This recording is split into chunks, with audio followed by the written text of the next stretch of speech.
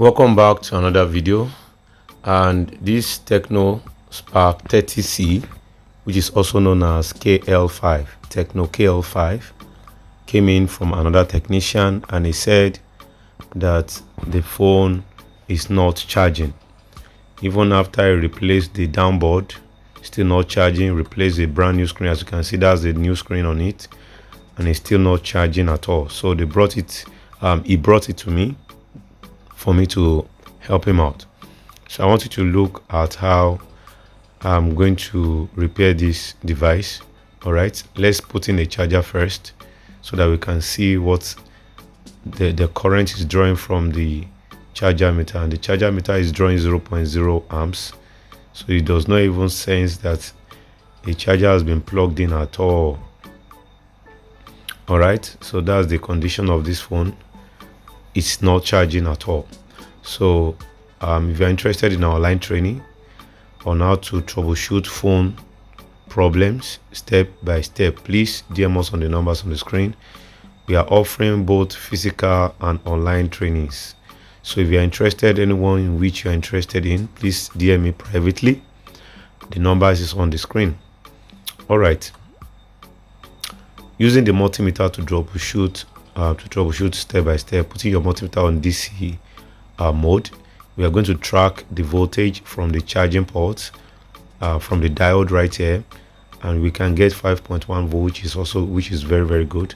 Now let's see if the voltage gets to the main PCB. All right, so I'm going to be unclipping this that screen connector, and I'm going to take reading from the flex itself, and that is 5.1, the same value. There is no deduction right there, which means it's good. Now let's see if the voltage is getting to the main PCB. All right, this is how to troubleshoot step by step.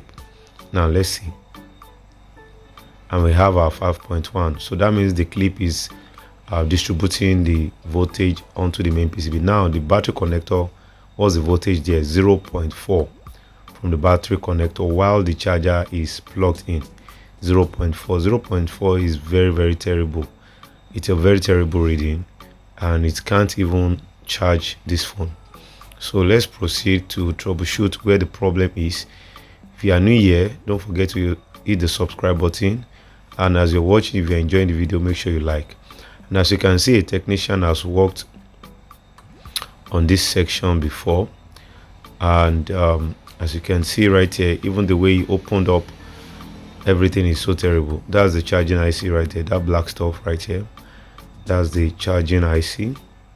Okay, but if you examine the PCB, you see that it's peeled off. He forcefully removed, and look at here, there is an IC also missing over there. All right, so an IC is removed over there,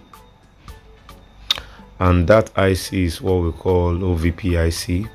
And look at the PCB, the way he removed it, it was terrible, and even some components are off from the PCB. This is a very bad way to remove shields. Okay, all right, now let's continue the troubleshooting. How do we know if the current is getting to the OVP? Because it's not enough to know that the OVP IC is missing. We still need to do more troubleshooting to read the current flowing, the voltages on some component. The capacitor, this capacitor is reading 2.9, that's 3 volts right there. Okay, and we are going to take reading on another component with which is the current sense resistor, and it's not reading at all. Now the capacitor before the OVP IC is reading 5.1, and reading the capacitor after, I'm still going to show you on the screen. The capacitor after the OVP is not reading at all. Okay, so let's go to the screen. Now this is the OVP IC that is missing right here. Now this is the capacitor. This capacitor is the capacitor before, and this is the capacitor after. So there was no current on the capacitor after the OVP. So we need to close that circuit. That is what we call open circuit, and we need to close up that open circuit. All right, after we close up the open circuit, we are going to take another reading for us to know if the charging IC is also good, because sometimes the charging IC can also be bad. All right, so don't forget to hit the like button and subscribe as you're watching.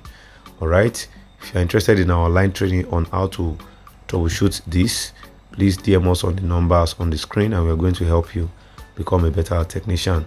Let me unclip the battery again, and let's take readings on the VBAT. Okay, connecting the charger,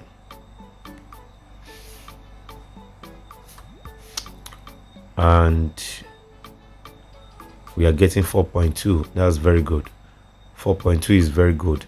It's good enough to charge the battery. Remember, previously we were getting 0.4 voltage right there, and now the phone is showing charging. Let me bring my charger meter closer so that you can examine the behavior on the charger meter. Remember, at first it was showing 0.0 amps, but right now it's showing us 0.8 milliamps, and still loading, and now we have 1.3 amps right there. That's a very good reading, and the phone is charging properly. Thank you for watching. See you. Peace.